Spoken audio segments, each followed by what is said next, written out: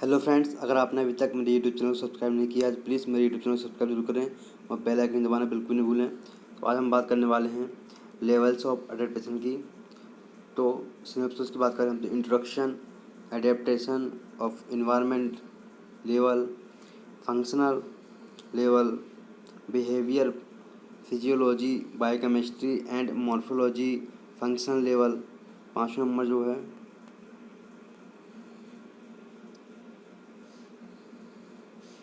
बात करें 5 नंबर की हम तो molecular and genome biochemical level and reference book.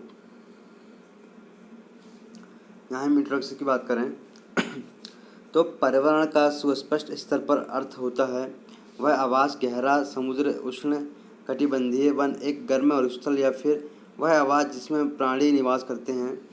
इस व्यवहार ज्ञान के अनुसार एक पर्यावरण बायोम की अवधारणा के समान होता है जिसमें समान प्रकार के रहवासी आवास, जिनमें समान प्रकार के भौतिक लक्षण पाए जाते हैं।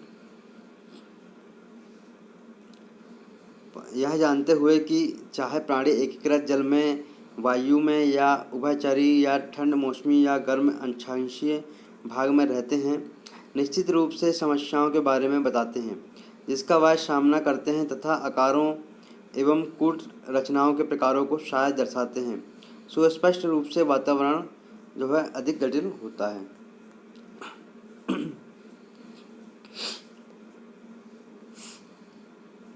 यहाँ पे एडेप्टेशन ऑफ इन्वायरमेंट्स लेवल की हम बात करें तो यहाँ पे यदि हम किसी भी स्तर पर पर्यावरण के बारे में विचार करें, वह 3 प्रमुख परस्पर परिमापों में श्रेणीबद्ध किया जा सकता है। पहला है इन्वायरमेंटल स्ट्रेस। तो पर्यावरण अत्यधिक रूप से तनाव के संबंध में अधिक परिवर्तनीय है जिससे कि वह अपने रहवासियों को प्रभावित करता है तथा यह तनाव दोनों अजैविक एवं जैविक अन्य जीवों का प्रत्यक्ष या अप्रत्यक्ष प्रभाव आवासीय रूपांतरण एवं प्रतिस्पर्धा प्रकार का होता है। क्योंकि पृथ्वी पर जीवन की उत्पत्ति समुद्र से हुई है, वह अपेक्षित रूप से तापी एवं परासरणीय स्थिर होते हैं और सभी प्रकार की कोशिकीय तंत्र प्रणाली का मौलिक रूप से स्थिर या ठंडी समुद्री दशाओं में प्रारंभ से उसका अच्छा कार्य करने तक चयन हो सका।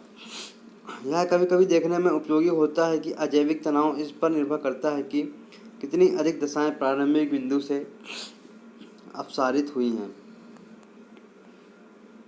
यहाँ पे हम बात करें magnitude and time scale of fluctuation के बारे में बात करें तो सभी प्रकार की समय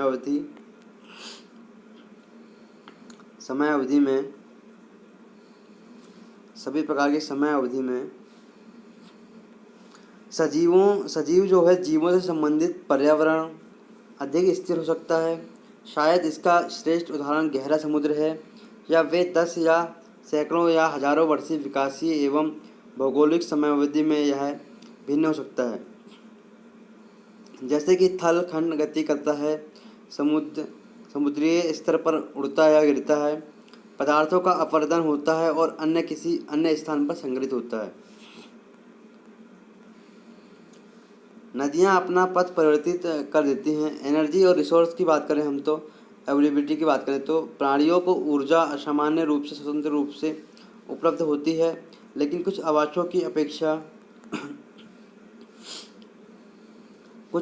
अपेक्षा अन्य आवास में निश्चित रूप से अधिक सुलभता से प्राप्त होती है। परंपरागत रूप से ऐसा विचार किया जाता है कि जहां ऊर्जा जैसे कि मरुस्थल में एवं ध्रुवीय क्षेत्रों में अत्यंत सीमित होती है, इसके परिणामस्वरूप साधारण समुदाय छोटी खाद्य श्रृंखला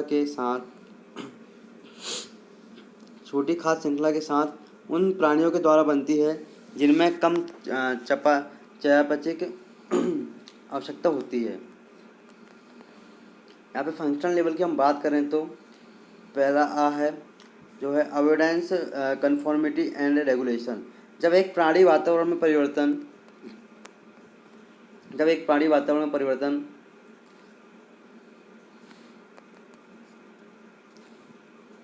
का सामना करता है तो सामान्यतः वह निम्न 3 श्रेणियों में से निवारण समानुरूपता एवं नियमन किसी एक के साथ प्रतिक्रिया करता है।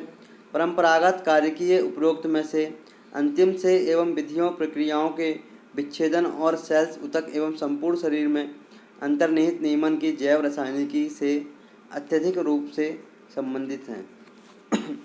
Sorry friends. तो यहाँ पे हम बात करें behaviour physiology biochemistry and morphological function level की हम बात करें यहाँ पे तो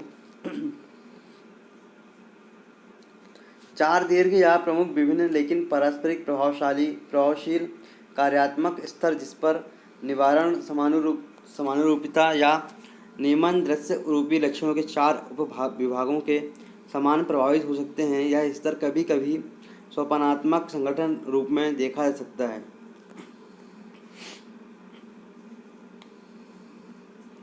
यहाँ पे अवॉइडेंस की बात करें हम तो प्रारंभिक रूप से यह एक गुण होता है जो कि व्यवहार के द्वारा दर्शाया जाता है। एक छोटी प्राणी के लिए यह एक उपयुक्त आवास को ढूंढने के लिए अंतर्निहित होता है जो कि प्रकाश अनुचलन या रासायनिक अनुचलन के द्वारा उपयोग होता है।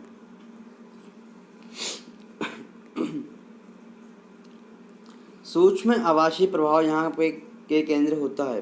कन्फॉर्मिंग की बात करें हम यहाँ पे तो अधिकांश कार्यकी एवं जैव रासायनिक स्तर पर परिवर्तन से संबंधित होता है। यदि आंतरिक दशाओं को भिन्न होने दिया जावे, चाहे तापक्रम से या लवणीयता से या O2 प्रदान से संबंधित हो, तब ऊतक एवं सेल्स को जैव रासायनिक तंत्र के स्थान पर यह आवश्यक होगी कि यह नए दशाओं में कार्य कर सके।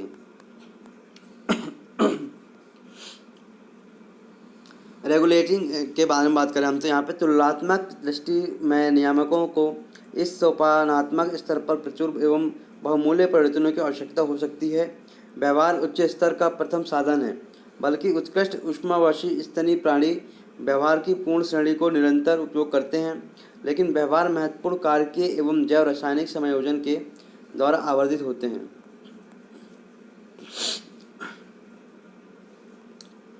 Molecular and genome biochemical level की बात करें हम तो किसी भी जीव का आणविक संगठन अधिक जटिल होता है।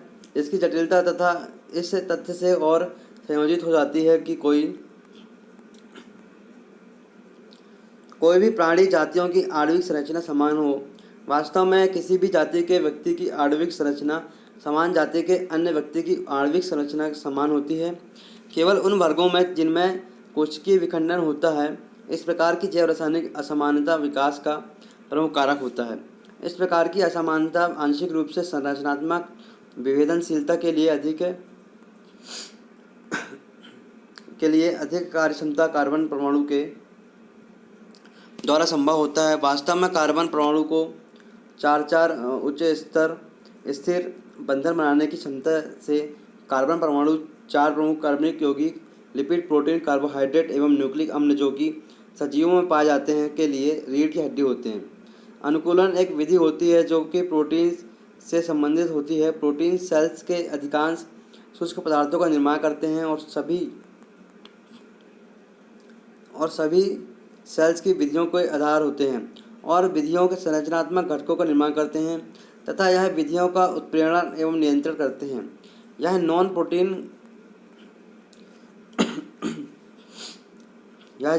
प्रोटीन घटकों का निर्माण करने के लिए उत्तरदायी होते हैं जो कि विधियों का संचालन करते हैं।